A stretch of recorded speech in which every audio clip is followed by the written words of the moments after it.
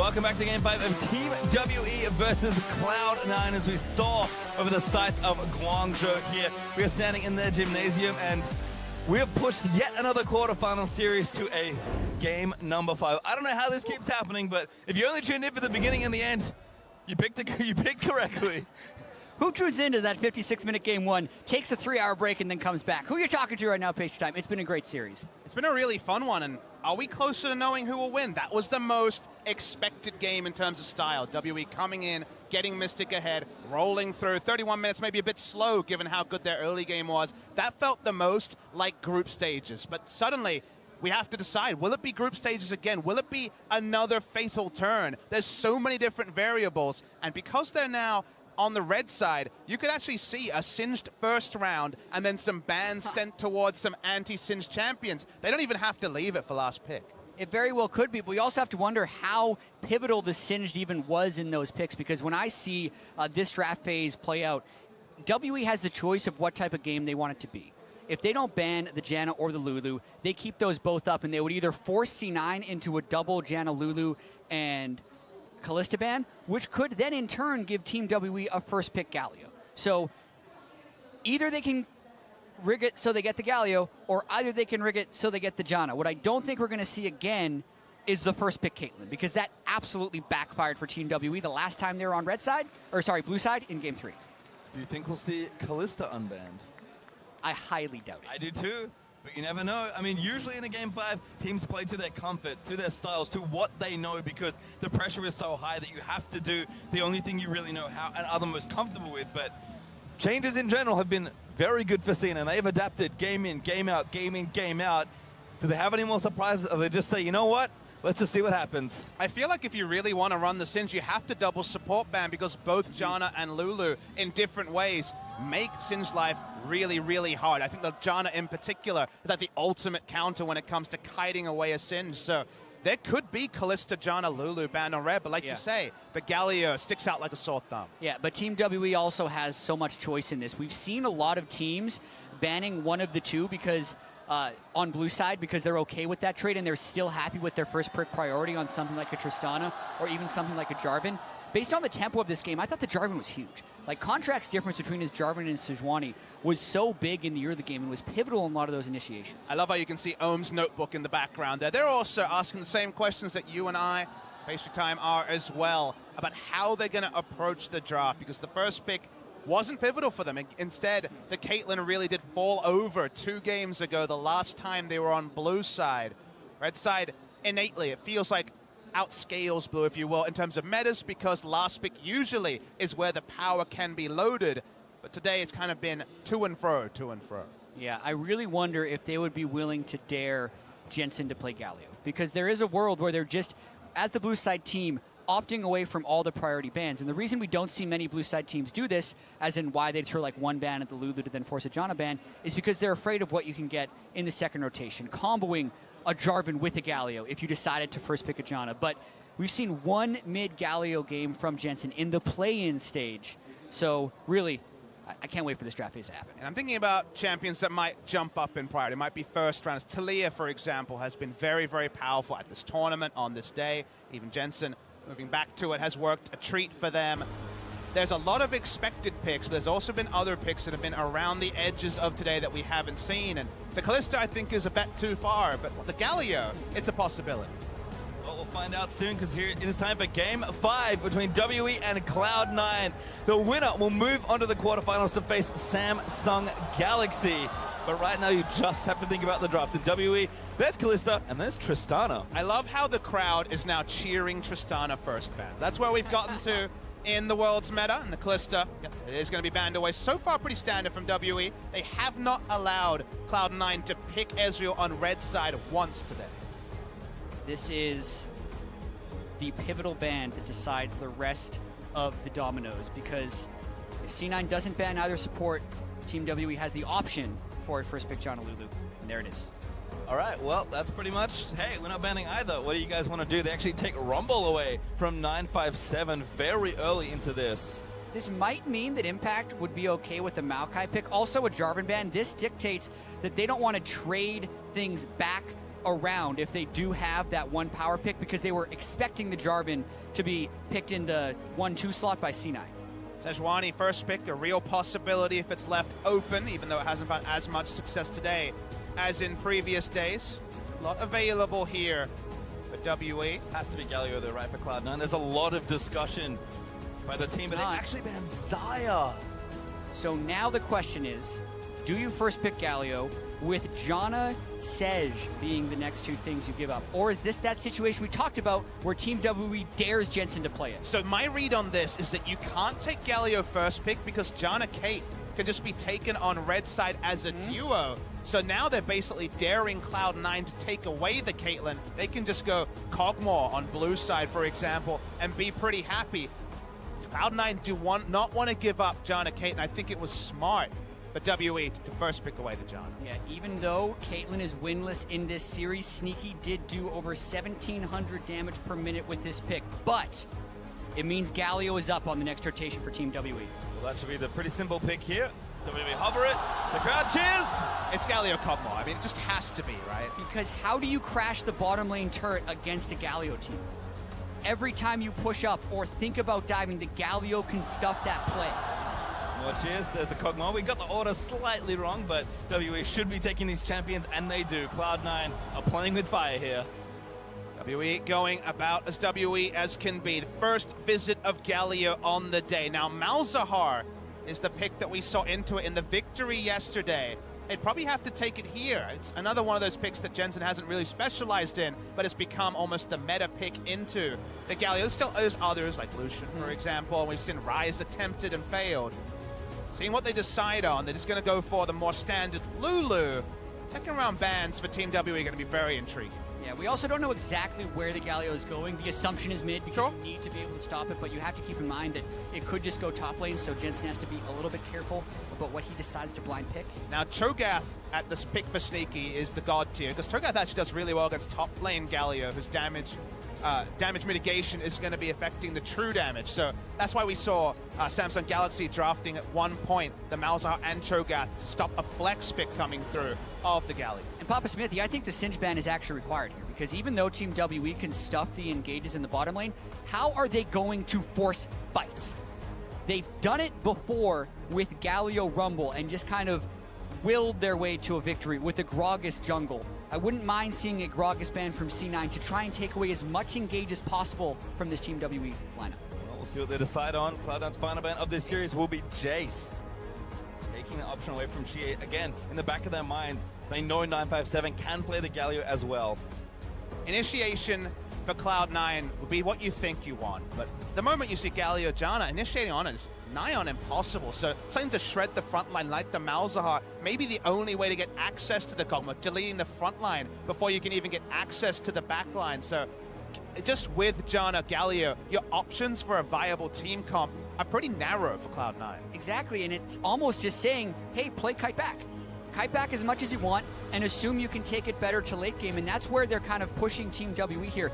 Because if Team WE puts the Galio mid, they're going to have a low damage profile in the late game, almost only damage on Kog'Maw, and potentially C9 can outscale that way. But if they move the Galio top lane, then they are unable to stop the turret dives early in the bottom lane because the Galio can't roam down. Regardless of what else, ooh. I was about to say, I love the Rek'Sai, but again, being pushed to that point you mentioned, Gragas, Mache also open, so if WE don't want to flex. The Gnar is super interesting right here because it would give them late game push priority on the Shen. On a simple point, early game, they also have pushing lanes, and Cloud9 with the Caitlyn draft want to go around and take turrets, starting with unlocking themselves from the bot side. So I can understand it. It'd be a pushing lane in top side on the Shen. The Galio basically auto wins every push war. But it's all down to this last pick for Cloud9. Just watch these two. There's always so much conversation between Reaper and Jensen, but Jensen says, I have some picks, I could probably play Malz, but today I will finish my tournament or continue by playing Orianna. It's interesting they took the Orianna. To me, this is a very risky pick in this particular draft because it says to me, we need Sneaky to actually set the pace. Sneaky needs to get out of lane and be able to take down turrets, keep the gold lead pretty large for Cloud9. actually being able to shockwave and do damage through this front line, or at least kill the front line if you can't get to the Cogmore, is so difficult to achieve. It's a really interesting decision. Yeah, and in 137 competitive games on record this year, 957 has played Gnar once and lost. So as far as being pushed to the brink of your champion pools, we are seeing it in this game. They're trying to take the Gnar because of the matchup, but it is not something Team WE has played with often. And again, this is what happens when you push a series, to this final game, is that something somewhere has to change. You know, you are pushed to your limit truly when you go the distance in a best of 5. And at some point, 957 was like, all right, I need to change up something. I want to play Gnar. That feels like the best pick for me in the matchup and for the team. Sorry if you haven't played it that much, because you got to prove it now. He's going to have a target on his head. Sejuani Shen, with one taunt, can basically stack up the passive and potentially try to snowball early through the Gnar lane, who is very squishy in the early levels. So Condi's jungle pathing, whether for once he'll actually pay a bit of his attention to the man who's been on the island the entire tournament for WE, the Gnar from 957. So many questions, and finally, we're going to get an answer on this series. And 957 has such a good pick for the comp. It's just a matter of whether or not they can make it work, because if they do not have that Gnar in the top lane, and instead they go with something like a Maokai, they are all magic damage, and it falls off tremendously in the late game for all the shields that C9 has. But he can be that physical damage threat that forces you to dump gold into armor for the split push and makes impact killable in the team fights. But he has to do well on it for that to work. Well, GA again flashing the flare, feeling confident in the crowd. Understandably goes wild.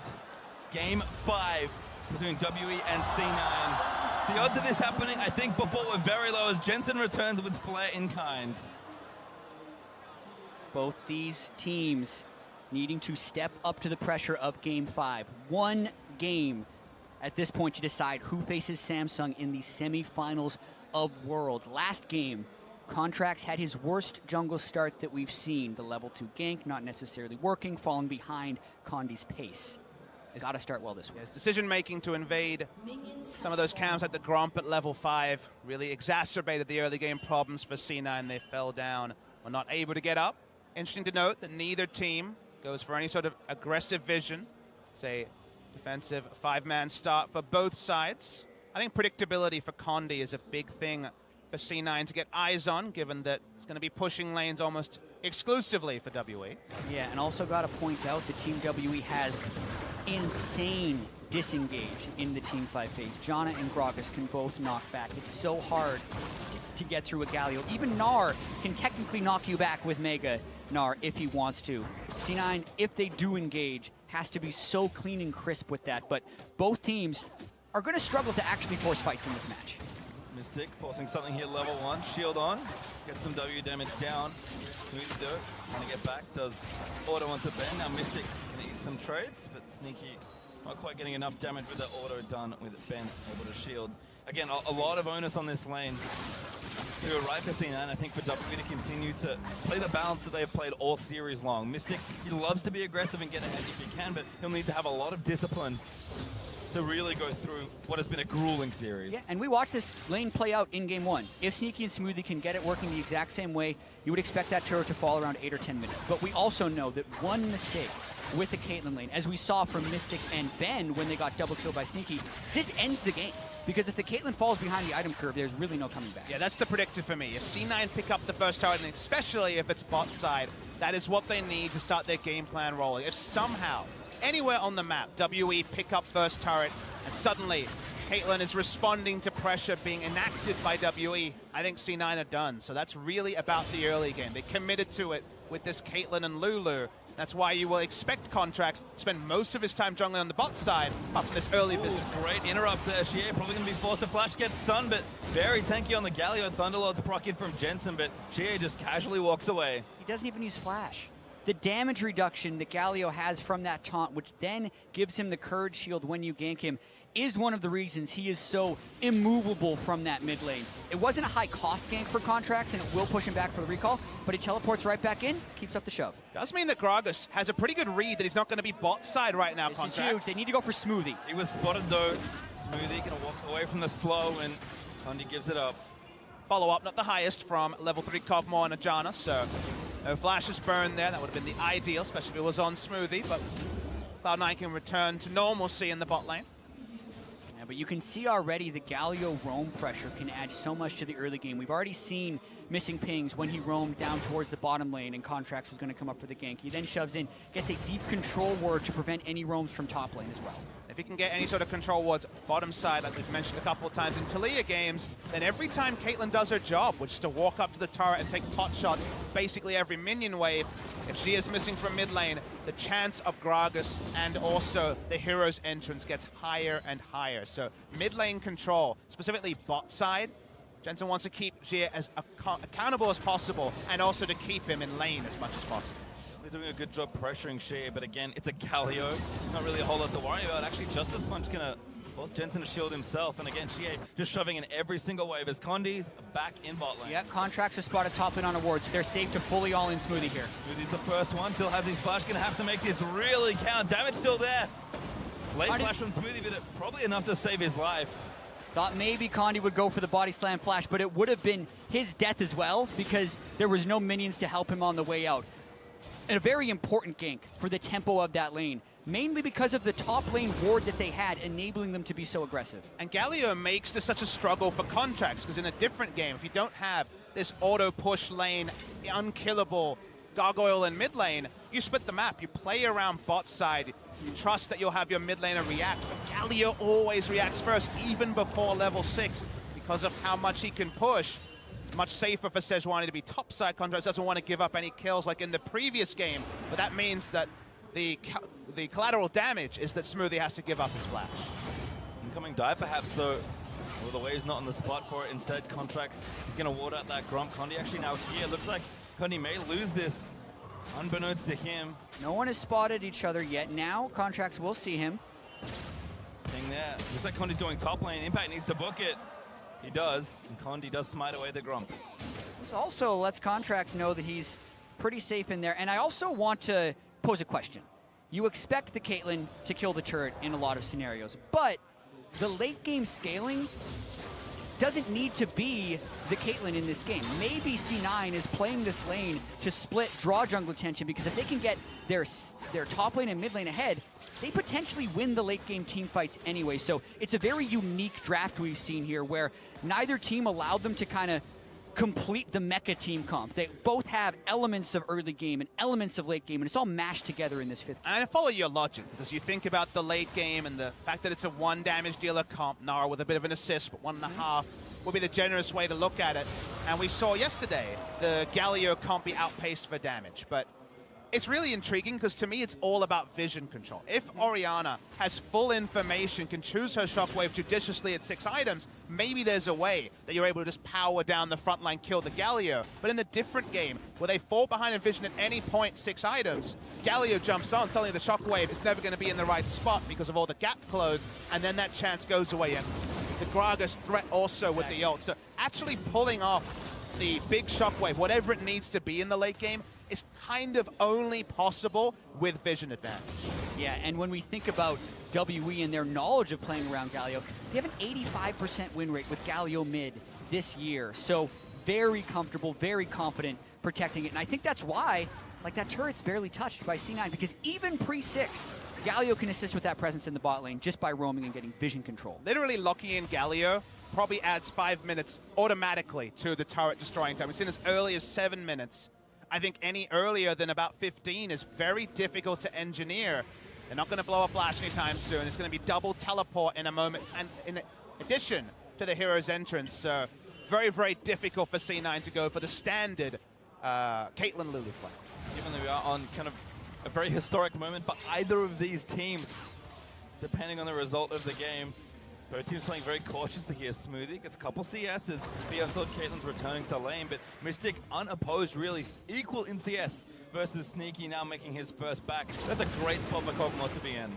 Yeah, and neither team really wants to make a mistake in this game, so I think there's a chance we see a very late first blood. It takes such a commitment to even go for a kill that the chance of a backfire is huge. But while the Drake dies, I want to point your attention to this stat here. We remember all the range junglers coming through from Contracts in the group stage where he was doing 22% of damage. Sneaky's picking up the slack here. They've changed priority. It's back to the tank junglers, and that's why Sneaky's around the tournament average, in fact, around Mystic's numbers, jumping up to 43% on the day. And those were WE's numbers from the group stage, with the jungler not doing very much and the AD carry doing the lion's share of it. So definitely matching their opponents here, C9. Drax catches Condi, Stand United committed. They want to go for a Permafrost in. In fact, should be able to ride in. Ulti not enough. Oh my god, Condi almost saves his own life, but Jensen, he'll be the one with first blood. They make the commit work, but that top lane is now getting just wailed on by the Gnar.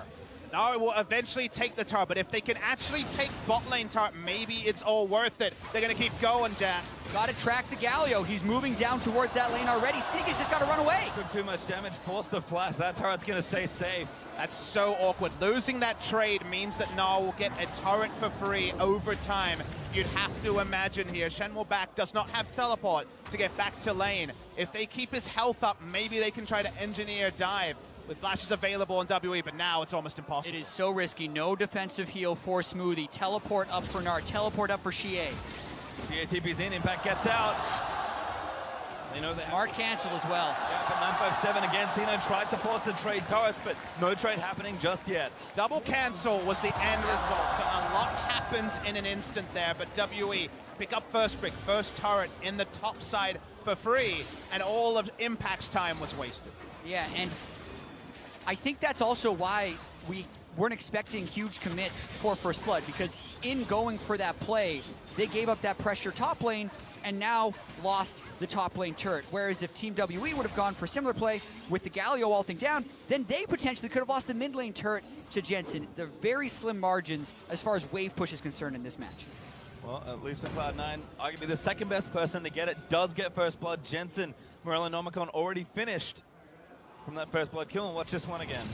I mean, still a good combo. They get the permafrost detonation post-flash, still able to chain, and then the shockwave does technically stay in place from where he started the cast when you're dealing with the ball delivery system, so to speak. That's why it's a con. Yeah, the graphic was definitely very misleading, but the damage did resolve, so that was big for C9, but I kind of take your side of the coin where I'm like, okay, they killed him, but they couldn't turn it into a bot lane turret. Xie was still alive. He was going to be within Hero's entrance. Not getting the objective from a big investment. Remember, in fact, still about 60 seconds left on the cooldown means that it was really just a kill. They haven't even been able to cement wards in the red side jungle of WE. And I think the correct play would have been for Impact to immediately recall and run back top lane, because then the turret probably would have still had another wave left, but the fact that they thought about that bottom lane play when double teleport is up. Yes, they forced the double cancel out, but those are probably going to be back before C9 can get enough pressure to start the next play, and was just outplayed by Team WE. Notice that Janna will re-enter lane with an Ardent Sensor advantage, so one more back timing for C9 means that Mystic's going to be even more immovable in the 2v2. Certainly a good thing there. Smoothie a little bit behind on gold as far as that completion goes. He's racing as fast as he can to get there, but will be a little while there. Sneaky also made it back. Berserker Greaves and 2 daggers join in with that BF sword, but Mystic again just looking to farm it up and skip the blasting ones. Yeah, this puts C9's bottom lane in a really difficult spot. Ardent Sensor is at its most powerful upon the point of completion, and it actually gets a little bit worse as the game goes on, since it's all about flat numbers. It's life on hit, it's magic damage on hit, and you're seeing the effects of one team having Sensor and the other not. Yep, Sneaky's running away. Help force coming from Contracts, but he's a little late. Actually found Condi, so Jungler's going to be called off from the attempt in bot lane. You'd think this was some sort of aggressive play from Contracts, but he knows very well that Galio can be there at any moment, so it's very difficult to win the tug of war against Galio. We have the extra information that Xie has completed his recall, so it doesn't happen very often, but they might actually steal an objective under his nose. They get the red buff. There's also the Shen ultimate up by Impact. He's playing very far back in that top lane in an attempt to always be free to ult in, but in doing so is giving 957 a fairly large lead. Teammate Shen certainly wants to play defensively versus the Black Cleaver completion already for 957. Usually you want to give Mystic the turret goal, but 957 getting it tonight for him as well. And this is just getting untenable in the bot side. Yeah, the laning phase is over when it comes to 2v2 trades until Ardent Sensor is complete. Contracts sniffing for an ultimate. Going in. Going all in. Here comes Shen, 4v2. Ben, he's going to be the first one to start. They're going to try and gank the Ardent Sensor. Ben, Monsoon not enough, as now Mystic's the next target. Jensen, he's also here, but Xie made it through. Shockwave fights them both after Mystic Flash, and Cloud9 going to really get to. They're looking for the third. They'll get it all. Disaster for Team WE in that bottom lane. Xie teleports down instead of ulting down, then gets caught in the shockwave without being able to ult. Probably will still lose the turret over time. Able to teleport and Absolutely, misses. There it is. They might lose impact afterwards. That's a red buff Gnar. Better run. Oh, hop onto the minion just barely. Spirit's refuge up. Jensen coming for a bit of help, but he's pretty far away. Impact still taking damage. Ivan Brox again. I think maybe Mega Gnar would have saved Impact. Jensen there just in case. So it ends up being a turret trade, but the sort of turret that's difficult to return to for WE for time. Ondi eventually will lose the turret under his nose, but 3 kills as well for C9. They were behind in the gold race. They catapult themselves just marginally ahead, but this will mean Ardent Sensor. This will mean item completions. It was desperately needed because already it felt like the game was slowly slipping away from Cloud9. And it's probably still going to be a tempo advantage for Team WE as they push forward in an attempt to delay more recalls. Nearly an indefensible turret right now on the bottom side, so probably going to be 3 turrets to him. But watching this play, they full commit and they go on to Ben right away. Sort of proactive play you love to see with Shen comps, using it purely as a conduit to get Shen into the front line. Jensen hits the shockwave. Even though Mystic flashes, he's still in the AoE. The AoEs have been on point. Faker-esque with his ability to get people from what feels like extra range. They take the 3 kills, but WE just brute force down Inferno. And they opt for the Infernal instead of the bottom lane turret because they figure they can get that turret whenever they want with Gnar. And I think that's true considering the Black Cleaver if he wants to start the split push. The larger question, though, is can WE play around a very strong split pushing 957 with the Gnar? As we say, 1 pick on it this year, and when this team has struggled, it feels like they need to play around Mystic, yet it is Gnar who has a large percentage of the gold rate. A lot of the play pattern this game has been, can Impact get enough to justify Gnar auto-attacking down turret after turret?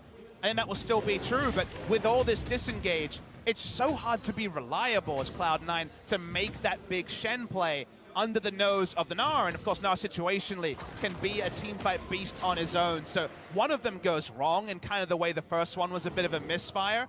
I mean, you're going to lose basically every inner turret, every outer turret, in the side lanes especially, very early in this game. Will still be a big change here despite the gold evening back up. Mystic has finished his Rage Blade, so Sneaky looking for a bit more farm, has the static shift now to join that BF sword, but he got a lot of gold. He did not get enough for 2 items, so even keel for the ADs. Could be bad times. 957 getting 4-man. They're trying to full collapse on the Gnar. He is very slippery though. Great. Nice interrupt, does flash, and Mega.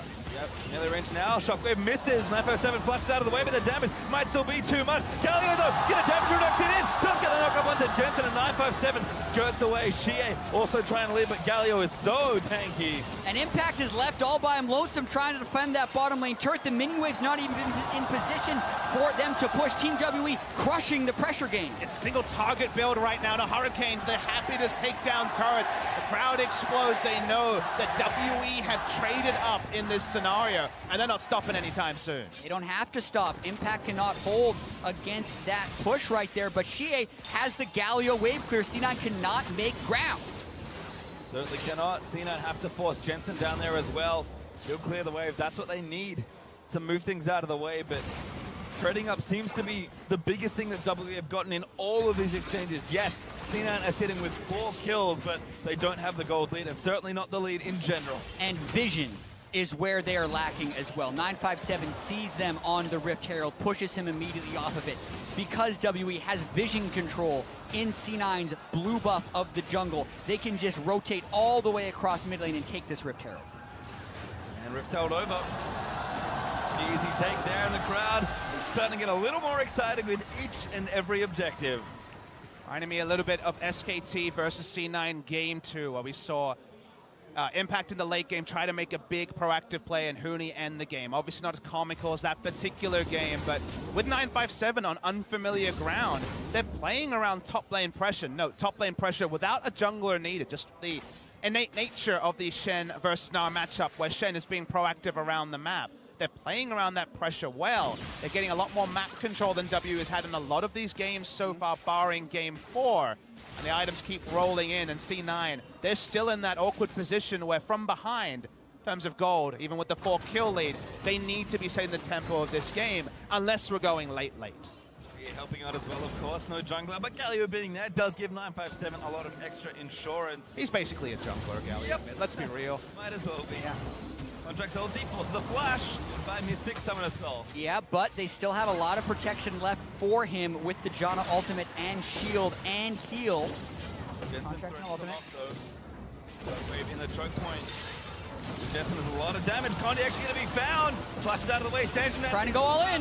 They're committing. They get the permafrost, and Shia's ulti will deliver him in. But now his jungler is not there. 957 needs some rage, but Mystic, he's just going forward. They need to kill this damage dealer and cannot do it. Impact, he'll die to Shia's Winter War. And 957 looking for more. Blast Cone is good from Smoothie, but C9 make a trade. And you saw, Galio doesn't take damage at this stage in the game. C9 was actually waiting around thinking that the Galio was going to be in and they're going to be able to force a summer spell out or something, but they just stood there and had to eat damage from Mystic. These extended fights against a late game Kog'Maw, he gets max stacks on that Ginsu's Rage and absolutely shreds percent health with his Bioarcane Barrage. And even though Jie's ult was late and he flashed as he was stunned and got no value out of the flash taunt, it was still a 1-for-1. That's what happens with this champ profile and where the gold is, the fact that Mystic is still healthy. Connie just dies straight up. He's ulted by the Galio so late. They get no value out of it at all. And then watch also, as he tries to come in with the taunt, he's actually stunned up.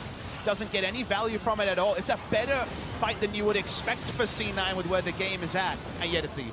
And you see how fast Impact died there. The shred they get from the Black Cleaver on Gnar, from the Kog'Maw Q, gets rid of any resistances he may have had, and Sneaky's gonna have a hard time getting away from this one. On the verge of getting 2v1, good flush out of the barrel. Lulu's here, Sneaky just has to dodge everything. The polymorph is good, so the Whimsy actually for a bit of extra speed, and he gets out.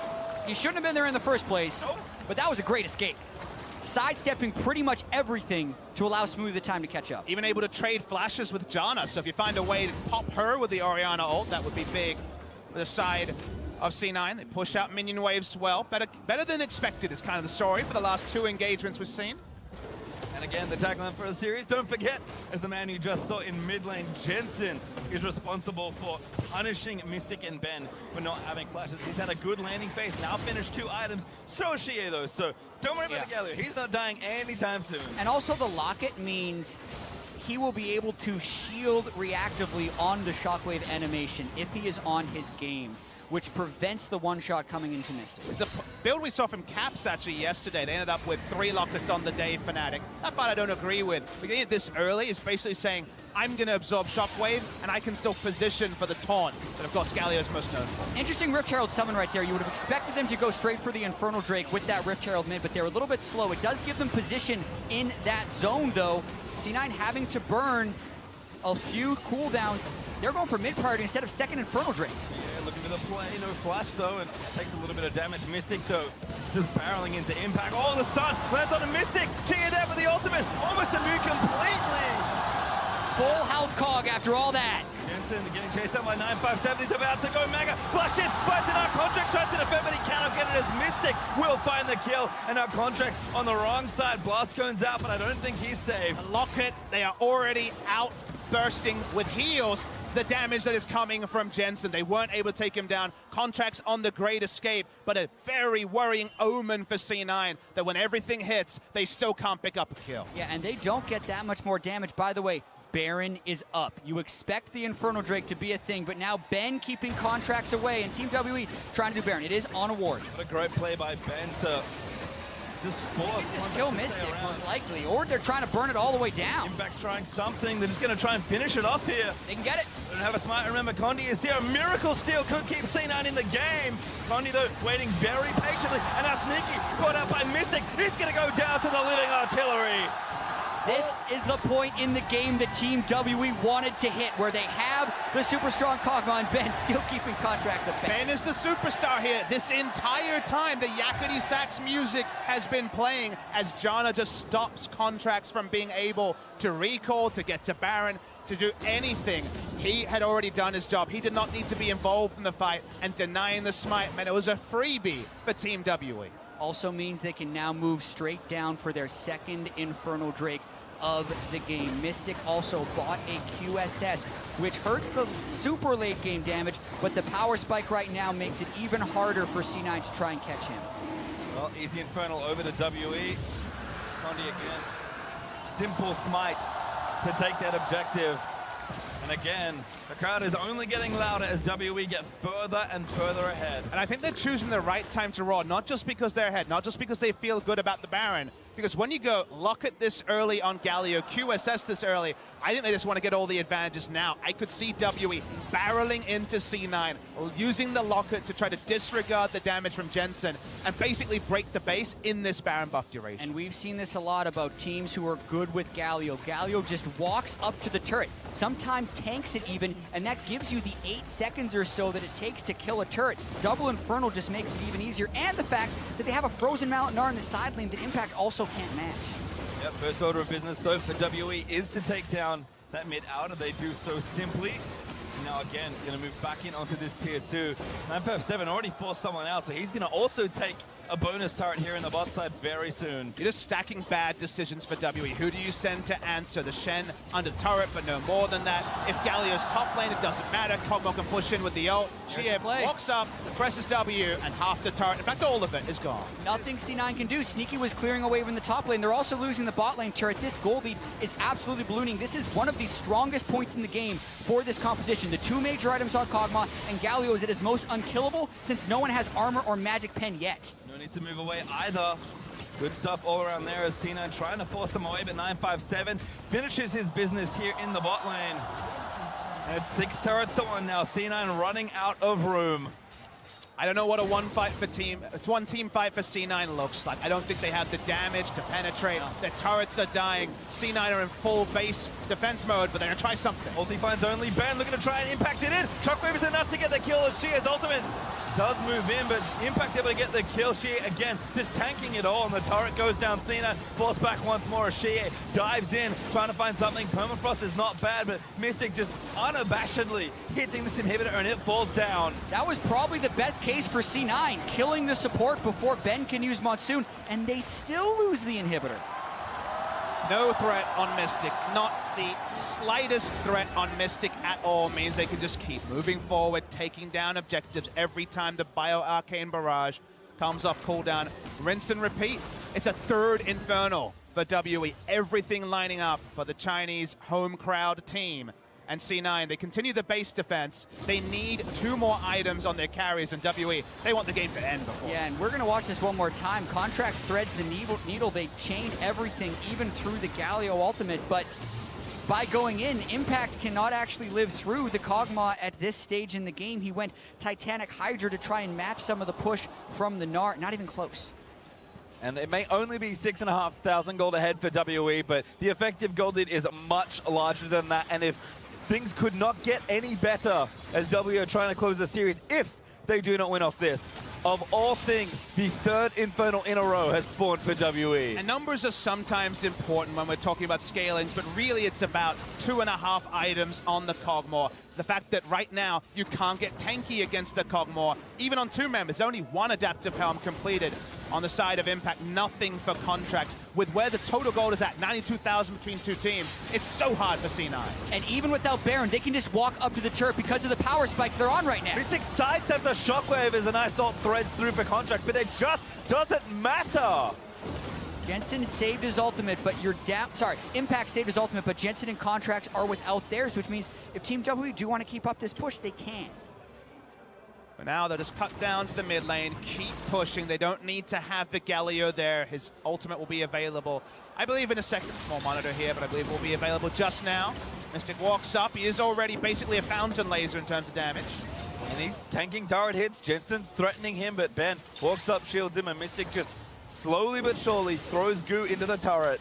So important for C9 that they don't lose their 2nd inhibitor, because that makes it all too easy for Team WE to cycle it down. They had rotated mid to defend, but now they have to make it all the way up towards topside. Shia in base. He wants to teleport on a minion. He's got the Elixir of Iron as well to help with that turret dive. FF7 caught out of position, almost goes Mega, and C9 don't overcommit, but the turret TP in instantly, and now that the inhibitor is exposed. C9, you must go now. They're trying to hold off as long as they can. If they can keep the Shen ultimate, it gives them more flexibility down the road. But Team W does not want to leave before killing this inhibitor. Ooh, Drogwave actually on a Mystic, but again, it might not matter. Jensen, he's going to get CC. Cleanse splashes out of the way, but WE moving forward. Xie is impenetrable as Sneaky is just try as he might to get him down, but the turret goes down. C9 found the jump, and it wasn't enough. Team WE playing so well around this power spike. You can see the unkillable Galio. You can see the absolutely shredding Mystic, and these fans have waited so long to see Team WE in the semifinals. The last time they were at Worlds was 2012.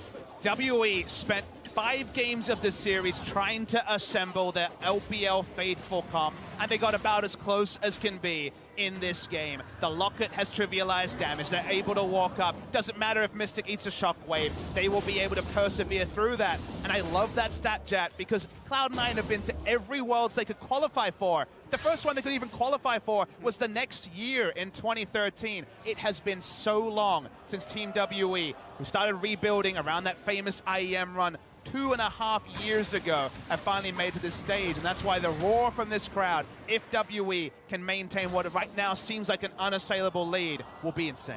And C9 also want to try and hold on as long as possible. This is the most games they have won in a quarterfinal in their history. They were up 2-1 in this series, 1 win away from the finals, but as you mentioned, Team WE, double Infernal, triple Infernal all the way, even if they don't have much attack damage and ability power to multiply with this buff, still substantial, and another Baron on the board. Just continue to ignore the gold lead. WE are a finite amount ahead as the gold shows, but it just does not matter. 3 Infernals, a dream roll of the dice for WE for what looks to be their final game in this quarterfinal. And C9 can't get control of the minion waves. That has kind of been the story of the game. Every wave has been pushing well. Even the Caitlyn that C9 prioritized, instead of picking the Galio for themselves, hasn't been able to find that edge. And yeah, Sneaky just finished his last Whisper. It's going to help a bit, but he's so far away from relevant damage. You get the C9 draft, though. Rolling on Janna Kate to WE would also be a full zone. We'd be sitting here, the game might be ended by 30 minutes, saying, of course. But unfortunately, it's been best case scenario with the Janna Cog, which is the more quintessential WE choice. As Baron started, the Nara's pushing, and everything's happening for WE. And that's just been the thing. Everything is working right now for WE. It feels like they cannot put a foot wrong as Jensen ganks 957, delivering Baron basically to WE, but I don't think they can fight for it anyway. WE only getting closer to the semifinal. And they've played these last 2 games so clean. The first game, game 4, after they were 1 game from elimination, they jumped out ahead in kills. C9 probably had the better scaling in that game 4, but Team WE did all the rotations with Taliyah properly.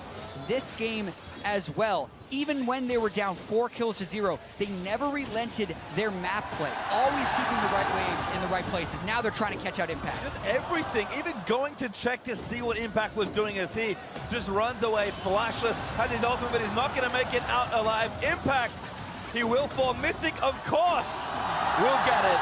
And this means no Shen for 50 seconds as Team WE look to assault the final inhibitor turret in the mid lane. Feel the crowd only getting louder. Xie displays his flair proudly. WE rebuilt so long ago to finally make it back to this point. 5 years since their first Worlds appearance. And they're just going straight for it. Xie flies over the Caitlyn traps. They are ignoring C9.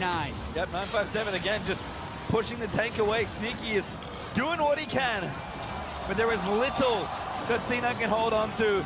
That third inhibitor's down. Baron still up for 2 more minutes. Team WE looking to become the second Chinese team in the semifinals, probably on this push. Mystic instant cleanses out of the way. 957 pushes them all the way. The shockwave is good, but it will not be enough. Impact is trying to make it happen, but Mystic, the champion, the hero of WE, will hold on. They weather a brutal storm, and Waterley will push themselves to a historic semifinal. Listen to that crowd. That is what they came here to see. A victorious Team WE playing around their style. There will be tons of questions about this series when you rewatch and analyze it. Mystic consistently controlling Kog'Maw, orchestrating the draft in that last game to get Galio for themselves as well. Team WE looked best when it mattered most, and wins Game 5. And it's easiest to talk about the long time between Worlds appearances, 2012, 2017, but they also had more immediate history to answer. Their struggles in best of 5 on the year. They got to MSI, could not progress as expected in MSI, fell in the semifinals there. Their ability to get back to the semifinals here, to actually get over the hurdle of what was an indomitable performance from Cloud9, a very impressive performance compared to last year where they fell at the first chance to Samsung Galaxy. WE will continue to try to answer, but now we get the hometown team versus the Korean team, 2 China versus Korea semifinals. We're still with Korea largely underperforming, with SKT smarting after a 5-game series against Misfits. I think Chinese fans will realistically believe that maybe this is their year. Listen, both of these teams won their groups. RNG won their group over Samsung, who then took down Longzhou. So there are ways you can believe they can win these games. They've already taken down Korea at Rift Rivals. That was a very meaningful moment for the LPL. And then also getting the #1 seed in both of those group stages and then qualifying both teams to the semifinals. A single bow is more than enough to earn the adoration of this gymnasium. WE have battled so hard and finally, like you said, Papa, answered the question we've had of them in best of 5 series. Cloud9, heartbreaking for the last hope of NA to finally fall. They'll have to wait another year to do it again. Yeah. Here's what I'll say about NA. I think just like the EULCS fans after Misfits, the Cloud9 fans will be proud of what they did. It wasn't exactly what they wanted. It was close, but I think they come into spring season with their heads held high. Yeah, and that C9 team had to come all the way from a disappointing quarterfinals defeat in the summer split, go through the play-in, and then we're 1 game away from semifinals. Quite a year. To break down how Team WE earned their spot in Shanghai, though, let's send it back over to Dash and the analysts. Thank you very much, Pastry Time. Elation for Chinese fans and heartbreak for North American fans as Team WE put together 2 of the most impressive victories back-to-back to bring that series to a close and push themselves to that semifinal that they've been building towards for so long. And they finally shake the curse. You know, we talk about Jensen himself. He's maybe had some trembles in Game 5, but Team WE, as Papa Smithy was talking about, keep running into this roadblock, and they finally just smash through it. And so much of that was attributed to this draft. For the entire series, Cloud9 had been out-drafting Coach Ohm, and then at the very last second, leave open the Galio. That Yordle, the Rumble, second ban, why? How on earth does that one happen? I mean, more so, why don't you just take the Galio? You had it first rotation there if you wanted it for Cloud9. I think people will be pointing that for some time. But, hey, on the day, the draft fell, the chips fell where they were, and for Team WE, it was about executing on that draft, and the comfort showed with those champions. It already makes Game 1 that much more important. The fact that Team WE were able to survive the initial curveball of such a creative draft from Cloud9 allowed them to get to this point where Cloud9 just frankly ran out of steam with their innovative picks. And I mean, it's the fact that we have seen WE perform so well on all of those champions. There's a whole bunch of things that we can go back and nitpick throughout this series, but honestly, really well played by them. And they showed why everyone's so shocked that they got these champions. They displayed that, yes, you know, these are the reasons on the Rift right there. We will, of course, see a Team WE replay, but before we get there, I want to take a look at a C9 one. This one 3-0 in the bot lane because it shows the effort made by C9 to target out this bot lane, knowing that they were working against the clock to some degree here. This is them utilizing the Shen in the great way possible, which is you just teleport him to the other part of the map, you get your man advantage, and on top of it, you got to roam your Orianna. So it's a 5-on-3 this entire time. But WE have their top laner, 957, constantly taking away top lane turrets, so the trades are pretty much even. They get a top lane turret, and then they get an Infernal Drake after that. So in the end, Team WE, yes, they would rather have not died down there to the Shen play, but still came out very well. All right, but again, you know, that replay shows that Cloud9 recognized the fact that you get to that mid-game point without a big enough advantage, and the Kog'Maw gets to an unkillable state, being supported by the Galio and the Janna. That eventually will be the case. We are going to, in just a moment, head down to an interview. So before we get there, I just want to talk about, once again, for this Team WE squad, what it means to come back to the victory, right? Again, to be down 2-1, to have the looks on the faces like they did, and to then mount those 2 victories, knowing that this propels them to a semifinal. When you're looking at that next best of 5, it feels like you've already run the gauntlet. You're kind of prepared for everything. It's also reaping the rewards of what they've been working for the last 2 years. It was 2015 when CA and Mystic joined the squad. They debuted in the IEM match across from TSM when they took down the GE Tigers. And from then, it's just been kind of this slow incremental of moving the chains, grinding up, moving up the ladder. MSI was kind of the first big appearance, but this is what we've been working for the entire time. Yes, they're not world elite, but they've always been chasing that title again. After an incredible 5-game series, let's go ahead and throw it down to Shox, who's standing by with Team WE's mid laner. Thank you very much, guys. Joining here by Xie after doing what seemed impossible after being down match point. How did you guys find the strength to come back in the series and in the end win the game and lock in that semifinal? 你们刚刚在又打到赛点嘛，然后很紧张，你们最后是怎么就是平复的心情，然后赢回这场比赛的呢？主要是我就算打到第4局的时候，我们1比2落后的时候，我觉得我们实力是可以战胜对面的，我们实力比对面强。然后接下来之后 BP 不出问题，然后还有选手个人心态不出问题，我觉得我们是可以赢下 C9的。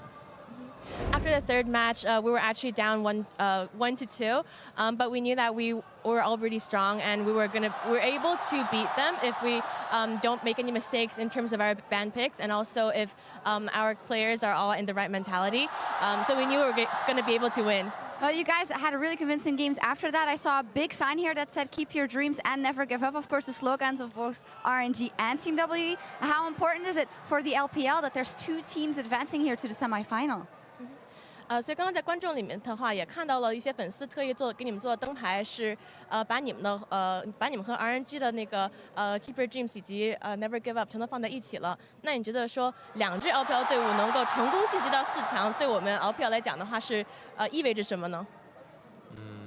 就捍卫住了 LPL 的荣耀，也为我们主场增加了更多的优势吧。就毕竟我们主场嘛，我们希望我们能拿到更好的成绩来面对 LPL 的观众。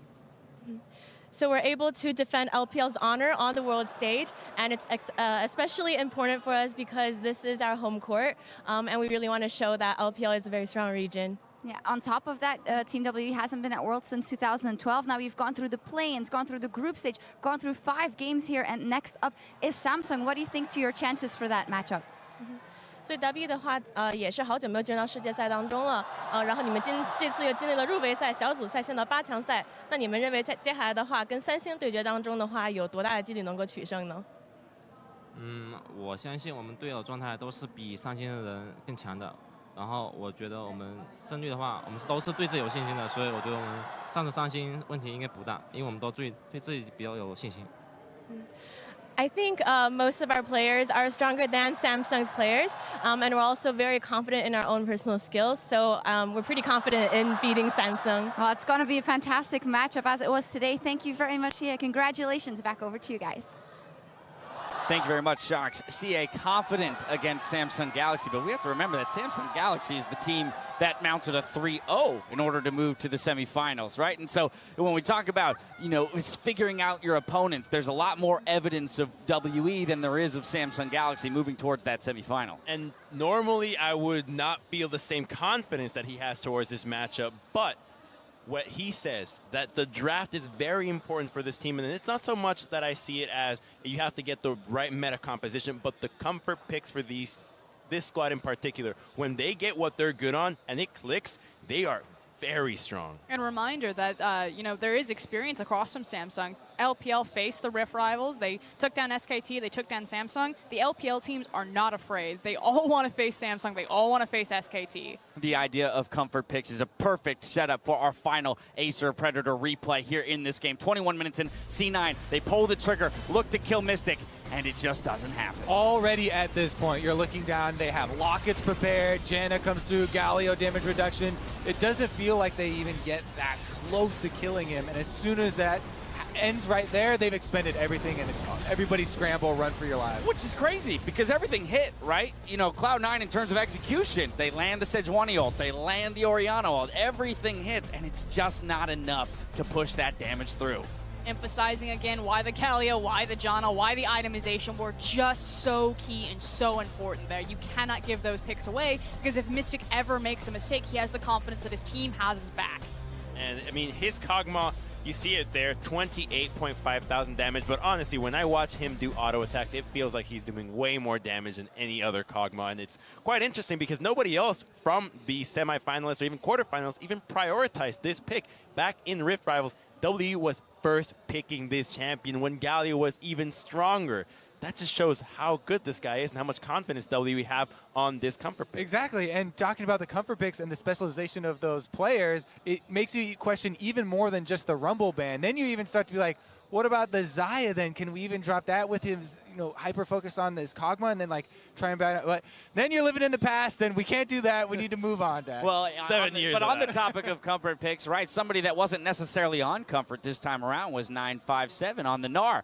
Today he had a incredible showing in helping mount a crucial victory for his team. He will receive our Player of the Series award. And so let's talk about this guy. All I'm saying is people are like, oh, Con this, Cuvee that, so as amazing. If you add all that up, you get 957. This guy is the unsung hero. He is so underrated. If you think all the way back to MSI, his Kled come charging through and completely changing up that tournament. And here he's on the back half, the tanks, and he still had a great performance even in their losses. This guy is always threatening the enemy's backline. Whether he is the Rumble or drawing the Rumble bans or he's on his Cho'Gath, he constantly performs really intelligent decisions from him throughout this tournament. And I want to add a little fun fact about him because we don't have anybody else that also is named with purely numbers. If you look at your number pad, 957 forms a V.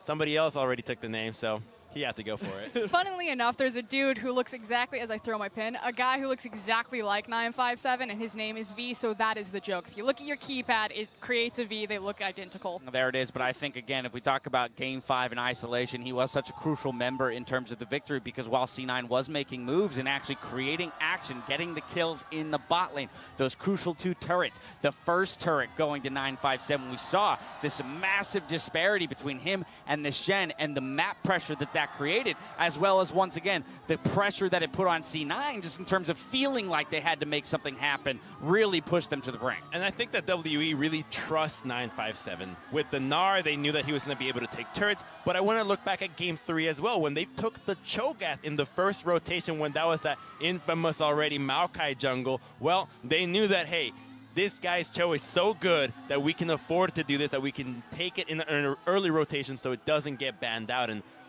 if we see more focus on him, I think he'll continue to deliver results. And reminder, he is a bedrock emotionally for this team. Like Ambition, he is very, he's an older guy. I mean, Kobe, you might know something about that. So he's just very humble, down to earth, super motherly. Sorry, Kobe. It's all right, Kobe. I didn't know I had to reach, and I was like, bird Kobe, that's fine. I love you. How's that back doing? Everything Great, good over great. there? We're All right, just making sure. Here. All right, hey, we're ready for another interview. Let's toss it down to Shox, who's standing by with WE's bot laner. Thank you very much, guys. Was also able to grab Mystic, the superstar AD carry, bringing it home, who seemed very, very emotional and down after that third game. We also saw you getting a massage from the coach and a pep talk. What was said and what allowed you to get yourself back on the Rift and get yourself back together for that game 4 and 5? 우선 4강 진출 축하드리고요. 3경기 패배 이후에 이제 옴무 감독님께서 이제 미티 선수 막 이제 등 뒤를 막 이제 마사지 해주면서 되게 막 조언을 해주고 격려를 해준 것처럼 보였는데 그때 혹시 무슨 얘기 들었는지 궁금하고요. 이제 그 이후에 어떻게 다시 추스려서 경기를 역전할 수 있었는지 그 원동력이 무엇인지 궁금합니다. 저희가 그때 지고 있는 상황에서 오무 형이 저 막 충분히 역전할 수 있다고 첫 판도 되게 불리했는데도 이겼다 막 그렇게 말씀해 주시면서 좀 멘탈 잡으라고 이렇게 얘기해 주셨어요. So after we lost game 3, Om came up to us and he said that for game 1, you guys, even for game 1, even though you're behind, you guys still managed to win the game. So keep up the game and still hold on to the confidence. And he helped us a lot in grabbing our mentality. Well, you needed to step up for sure because it was all about the bottom lane almost all series. What did you think of the opposition in Smoothie and Sneaky, and how do you think you did today? 거의 모든 경기가 바텀 라인전이 가장 그 핫하게 이제 맨날 계속 이제 격전이 이루어질 정도로 되게 많은 교전이 있었는데요. 상대편 바텀 라인이 스니키 선수랑 스무디 선수 어땠는지 어떤 선수를 평가되는지 좀 말씀 부탁드립니다. 일단 저희가 더블킬을 따였기 때문에 저희가 발렸죠. 네. 캐리해 주신 팀원 감사합니다. 팀원들에게 팀원이 캐리해 줘서 감사하다고. So when we lost 2v2, like that just showed that which was a better bot lane. So I just want to say thanks to my teammates for carrying me. Oh, well, we had an interview with Chie, your mid laner, before. I asked him about Samsung matchup, and he was very confident you guys would be able to beat them. What do you think to the matchup? 이전 인터뷰에서 같은 팀 미드라이너 시에 선수랑 인터뷰했었는데요. 시에 선수는 이제 4강에서 삼성팀 이길 자신 있다고 되게 자신 있게 말씀하셨는데 미스 선수는 어떻게 생각하시나요? 삼성전에 대해서.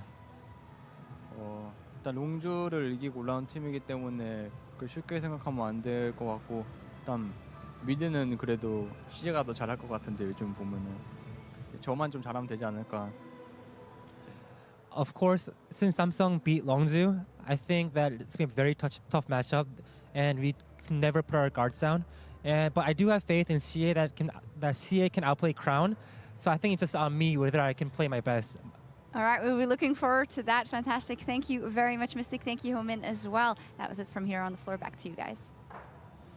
Thank you very much, Sharks. Pointing to CA's performance as solid and his own as being the one that'll be pivotal to success against Samsung Galaxy, but also giving a nod to Sneaky and Smoothie as being the better bot lane on the day. And as we do say goodbye to Cloud9, the last Western team to exit the tournament, I just want to take a moment to talk about, once again, what they've achieved. Having hit quarterfinals as many times as they did, this time going up 2-1 in the series, being one win away from making that semifinal. Constantly innovating. Graves pick, they had the Shen special counter to Scout's playstyle. They had the Singe pick.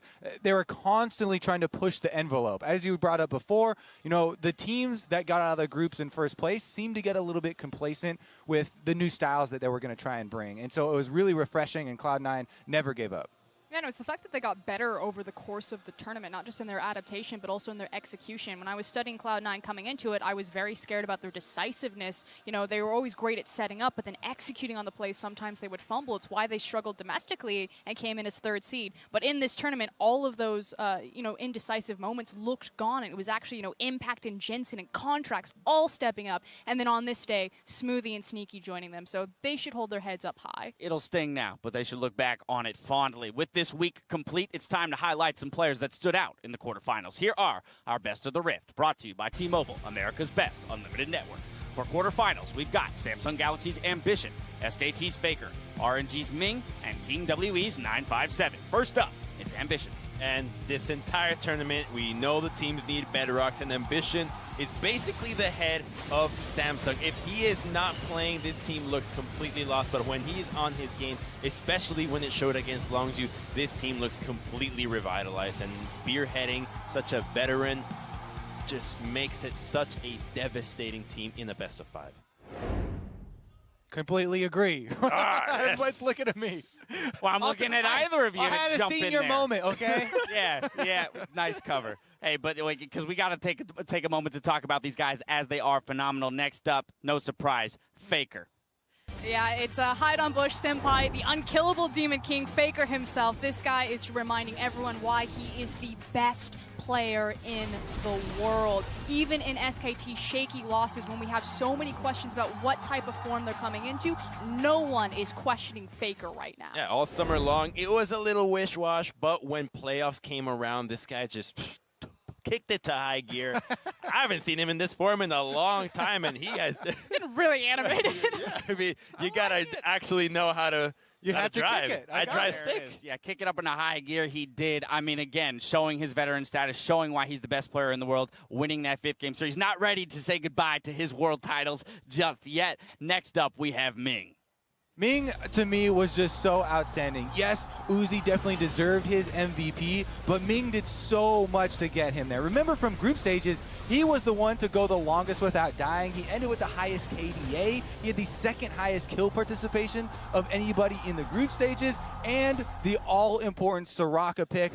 I just feel like because pick and ban was so important in all of these quarterfinals, having an extra card like that to be able to mess with the Ardent sensor supports really gave them an upper hand. And he's certainly not out of cards. He still has that pocket Leona pick. I know we've already seen it this tournament, but Ming actually plays it. Well, I was going to say, that's the thing. Somebody else already showed it. I mean, someone's now shown the Singe. The question is who's going to maybe adapt and pick that up. The Leonas. I mean, there's the Tom Kench that Wolf had to pull out. There is so much innovation here in the quarterfinals. And funnily enough, it's the the one seeds that were pushed to it in the moment who had to adapt and react. But it'll be very curious to see how the meta continues to evolve throughout the tournament. Finally, it's 9-5-7. Let's talk about this guy again. And we can continue to talk about him all day. The reason why Team WE, their team fighting is so consistent, it's not just this guy in the lane phase, it's also the zone and the pressure that he creates in those team fights, allowing Mystic to sit and spit on that Kog'Maw and rack up those damage numbers. Sit and spit. I like it. That's the Kog'Maw play style that we'll stick to. Honestly, yeah, I can't say enough about this guy. Also, in addition, the importance of the teleport timings, we did really see big plays pull off that way. All righty, we'll see which players will step up next week as we ship off to Shanghai for the semifinals. From the first gank till the final ace, you can follow the best of the Rift in more places than ever before. T-Mobile, America's best unlimited network. Now, our week in Guangzhou was packed with moments that made the crowd roar, and we couldn't call it a day without looking at those big plays. Brought to you by Acer. First up, Cabby Kun was floored by Uzi's play in his first series versus Fnatic. Caps gets at least one kill on the way out. Baron secured. Flash out from Jesus. Uzi's going low. The Baron's he gets one. Manages to rocket jump away. MLXG's trying to channel. Flash forward from Broxah. Gets the Baron. Uzi's not down. But here comes Reckless. Then this fight is insane. Uzi stands his ground, moves forward, kills Jesses, gets the reset, hits the plan. Everything feels like it's planned. Then he still has Flash after all of this to finally get the execute. I mean, the audience may be floored, but for me, that's just another Tuesday for Uzi. That's like standard. I always like how they show the player cams for Uzi, and that entire series, he's just laughing his ass off after every single play, regardless if he died or not. I was going to say every single play except for the Nexus turret death. That one probably didn't have a smile following it. Next up, Sartorius tweeted out, when people say supports can't carry, Ignar says, challenge accepted. They turn to Wolf as Bang feels like he can get back into the fight. Just 150 has no heal. Han Sama. One more shot as Wolf wants the glitter lands. Bang! Oh my God! Barrier comes in. Bang! Blood onto Bang. Fight in the jungle still. Here comes Han. Wolf's going down. 2 kills in the bot lane as Misfits pull the trigger. Talia will have priority afterwards. I win on P1. What is he doing? Talia is moving now to you. Talia is moving to you now, okay? Come to me, come to me, come to me. I can go. You need to be careful now. You need to be careful now, Maxo. I'm fine. Kill him. This guy's so... It wasn't until that moment he's chasing down the Vayne that everyone in the caster room, we all realized, it's a Fervor Leona! It's gonna kill him! Yeah, totally ignoring the keystones until that moment. I have to be so impressed with how calm those comms were. I mean, in that moment, everyone's, a second away from death, an auto attack away from death. And once again, I'll point out the Flash Relic Shield a heal to stay alive. Right, in that moment, you're in the zone. You don't want anybody telling you what to do. All you need to hear is the timing of who's coming down. So they say, hey, someone's coming down river. You got this much time. You keep doing your thing. Well, keep tweeting to @LOL Esports with your big plays all throughout Worlds, and we'll keep sharing them all the way to the finals. Now it's time to talk about the semifinal matches as we have them locked in. Let's pull up the bracket. Semifinal weekend starts with RNG taking on the reigning champs, SKT, on October 28th. Then Team WE hope to topple Samsung Galaxy on Sunday, October 29th. Let's talk about these two matchups for just a bit. Starting with SK Telecom T1 versus Royal Never Give Up. I mean, it's a shaky SKT and also, frankly, a shaky RNG. RNG also haven't really adapted their style. They're still finding victories through the same way, and SKT did at least tighten things up and match Misfits when they went to Game 5. Yeah, actually, this series is interesting to me because we've seen this RNG that's so much more late game oriented and has not been the typical, what we expect of rushing forward and snowballing super early. But Misfits was a lot about early game versus SKT. And they were able to upset them with all these, the Ignar picks that you're talking about and trying to bum rush. So, will we see RNG flex a little bit more early game muscle, or are they actually just going to go late game toe-to-toe with SKT? Because either of those sound like a very exciting series to me. I mean, absolutely, but when I look at the series of SKT RNG, I'm thinking about the mentality that both these teams are coming into. I find that RNG is a little bit more confident in their demeanor, in the way that they play, even though it looked still a bit shaky, compared to the SKT that we always know is super confident going into games. They're actually saying, we thought this was the end for us. And it's also in their game against Misfits, sorry. No, it's all good. I was like, it's the end for SKT. Move on to the... No, it's also the revenge of Uzi. The fact that this is the 2013 finals rematch there. And with Wolf and Bang, kind of underperforming. Even Coach Koma was pretty upset in one of those interviews. Uzi and Ming have to have big grins on their faces, knowing that Ignar has created a blueprint for them to follow. All right, WE Samsung Galaxy. How about this one? I think this one actually is a bit more Samsung favored than the other one is. Like, we usually give Korea, a huge advantage here, but honestly, seeing WE stretch like this, I feel like Samsung are going to be able to follow up pretty well. Yeah, Samsung to me right now looked like the tournament favorites. They took down the previous tournament favorites, which were Longzhu, and just dismantled them in a 3-0 fashion, the cleanest of the quarterfinals, and the play that they showed just exceeded the expectations that we had of Samsung at any stage throughout the year. So, frankly, WE is going to have to change up a lot if they want to put up a fight here. And it's not just the play that they were executing on, it's also the manner of which they did it through the draft phase, which is what WE really struggled with today in this best of 5. Samsung just completely out-drafted around Longzhu, picking out the Lissandra pick, and who knows what else they have in their arsenal. A quick preview of next week's matches, but it's time to put a close on our quarterfinals. So now for myself, the casters, and the entire live broadcast crew, thank you for watching, and stay tuned after the show for Worlds Tonight, where Shox, Froskern, and Azael will break down Team WE's win and look towards the semifinals. Otherwise, we'll see you in Shanghai for more Worlds 2017. Good night. Legends never die when the world is calling you. Can you hear them screaming out your name? Legends never die.